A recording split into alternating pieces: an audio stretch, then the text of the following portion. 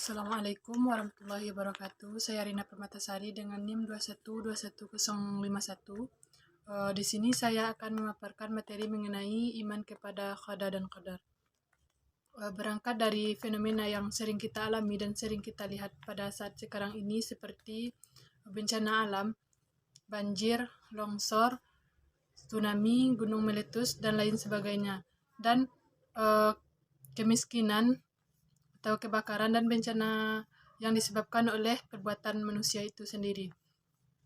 Jadi pada kesempatan kali ini saya akan membahas mengenai iman kepada qada dan qadar, di mana subpoin dari iman kepada qada dan qadar yang saya bahas terdiri dari 3 poin. Yang pertama yaitu definisi dari iman kepada qada dan qadar. Yang kedua dalil dari iman kepada qada dan qadar. Dan yang ketiga macam-macam takdir atau iman kepada qada dan qadar. Kemudian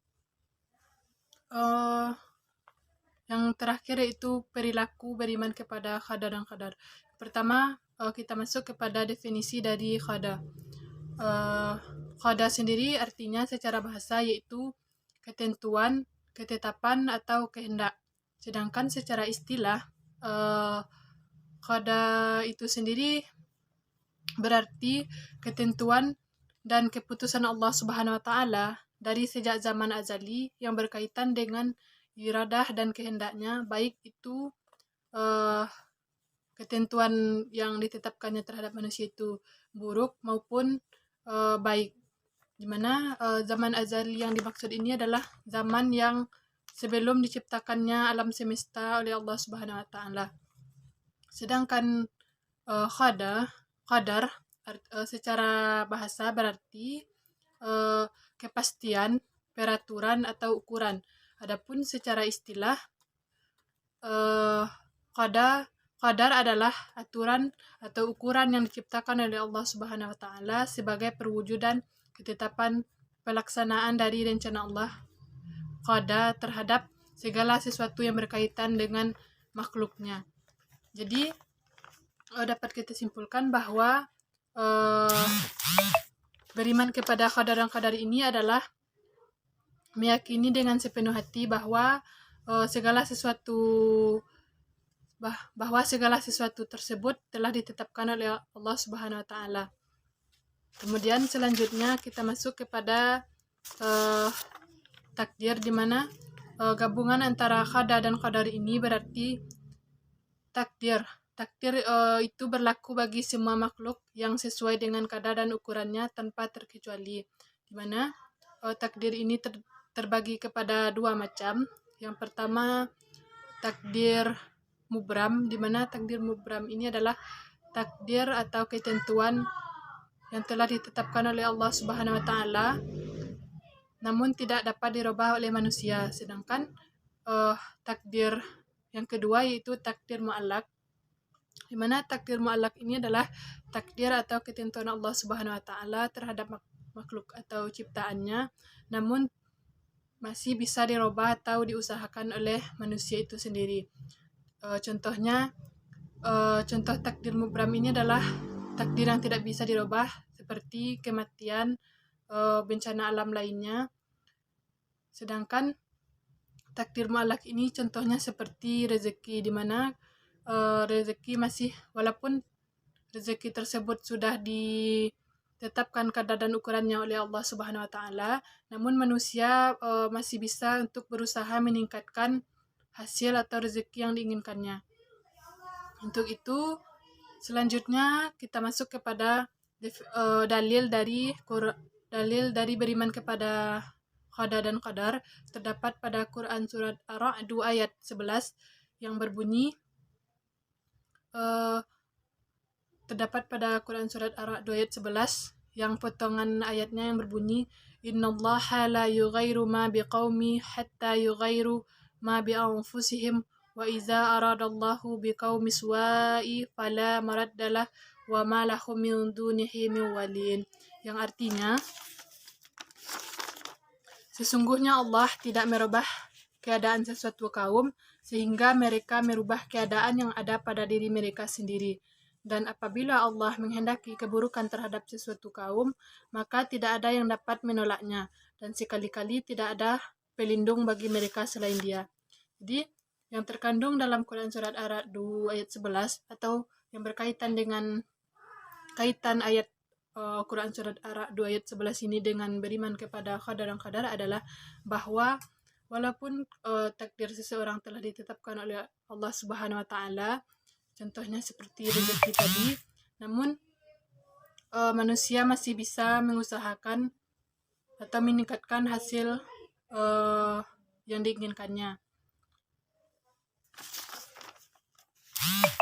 Selanjutnya, atau Quran Surah Ra'd ini menjelaskan bahwa takdir manusia masih bisa diusahakan oleh manusia itu sendiri. Adapun yang selanjutnya yaitu bentuk perilaku orang yang beriman kepada qadar dan qadar. Terdiri dari 5 aspek. Orang yang beriman kepada qadar dan qadar itu akan memiliki sikap yang pertama ikhtiar, yang kedua tawakal, yang ketiga syukur, yang keempat takwa, yang kelima qanaah, yang keenam sabar. Dan bagaimana hubungannya kelima aspek ini dengan beriman kepada qadar dan qadar? Pertama kita bahas yang poin pertama yaitu ikhtiar. Ikhtiar merupakan usaha bersungguh-sungguh mencapai suatu keberhasilan. Jadi orang yang beriman kepada qadar dan qadar, mereka akan walaupun takdirnya sudah ditentukan, namun mereka akan bersungguh-sungguh untuk mendapatkan hasil yang lebih maksimal, dan mereka bersungguh-sungguh untuk mencapai suatu keberhasilan sebelum menyerahkan segala sesuatu itu kepada Allah Subhanahu wa taala. Setidaknya orang yang beriman kepada qadar dan qadar ini berusaha bersungguh-sungguh dahulu untuk mencapai segala sesuatu. Mereka bersungguh-sungguh dalam mencapai keberhasilan atau sesuatu yang diinginkan meskipun Allah berkehendak lain atas usahanya itu, dan menandakan bahwa takdir Allah tersebut menandakan yang terbaik buatnya. Kemudian selanjutnya bersikap tawakal, di mana apabila seseorang telah bersungguh-sungguh namun mereka harus berserah diri kepada Allah Subhanahu wa taala terhadap usaha yang telah dilakukannya. Kemudian yang ketiga yaitu syukur.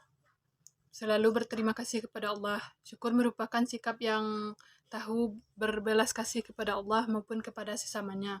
Orang yang senantiasa bersyukur atas nikmat yang diberikan Allah akan ditambah nikmatnya. Jadi orang yang setelah mereka bersungguh-sungguh dan bertawakal kepada Allah, apapun hasil dari usahanya, maka mereka tetap bersyukur kepada Allah Subhanahu wa taala. Yang keempat, bertakwa, melaksanakan perintah dan menjauhi larangan Allah Subhanahu wa taala. Takwa merupakan simbol bagi orang yang beriman, dan menjalankan rukun Islam merupakan cerminan bagi orang yang beriman kepada qadar dan qadar.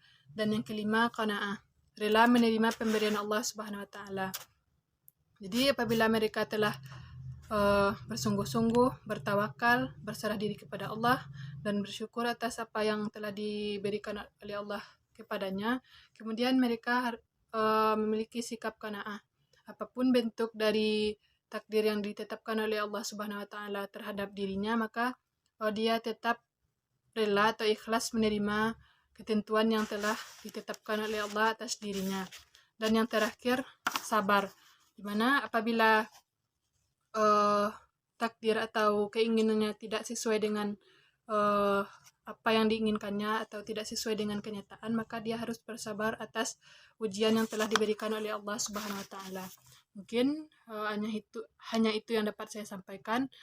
Semoga bermanfaat dan semoga dapat kita ambil pelajaran dari bentuk beriman kepada qadar dan qadar, dan dapat kita dengan mempelajari beriman kepada qadar dan qadar ini, maka dapat kita ambil hikmah atau pelajaran bahwa segala sesuatu yang ditetapkan di dunia ini merupakan takdir yang telah diberikan oleh Allah kepada kita. Namun untuk agar takdir kita sesuai dengan keinginan atau lebih baik, maka hendaklah kita memiliki sikap perilaku yang 5 yang telah saya sebutkan tadi, seperti berikhtiar, tawakal, syukur, takwa, qanaah, dan sabar. Untuk itu, semoga dengan mungkin hanya sekian. Terima kasih. Assalamualaikum warahmatullahi wabarakatuh.